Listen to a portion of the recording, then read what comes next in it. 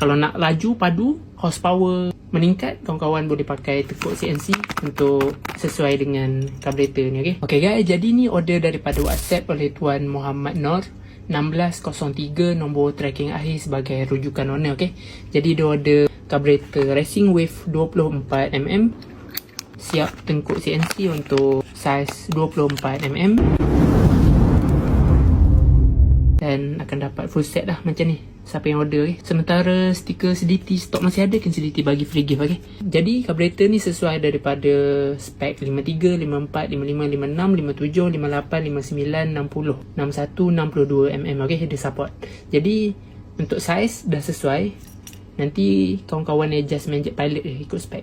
Untuk saiz karburator dah sesuai, yang KZDT bagi tahu tadi 53 sampai 62. Untuk bagi minyak cukup, pembakaran sempurna, kawan-kawan setting Manjat Pilot ikut spek kawan-kawan. Jadi yang ni KZDT bagi sekali dia punya. Yang ni KZDT cabut siap-siap untuk elak daripada patah masa post. Jadi dapat piping, 2 piping, stiker KZDT, tengkuk dan karburator. Kalau nak beli karburator saja boleh. Kalau nak add on untuk tengkuk CNC untuk 24mm pun boleh. Kalau nak laju, padu, horsepower meningkat, kawan-kawan boleh pakai tengkuk CNC untuk sesuai dengan karburator ni. Kalau pakai tengkuk biasa standard kecil, motor tak power.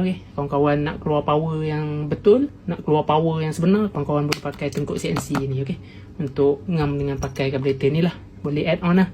Nak beli karburator saja boleh, nak beli tengkuk saja boleh, nak beli dua-dua pun boleh. Jadi ni order daripada Tuan Muhammad Nur. Dia order karburator dengan tengkuk CNC untuk PNP pada karburator Racing Wave 24mm. Dapat full set lah macam ni dia order. Jadi jika berminat untuk order karburator Racing Wave 24mm, jadi jika berminat untuk order, kawan-kawan boleh WhatsApp nombor KZDT di bawah.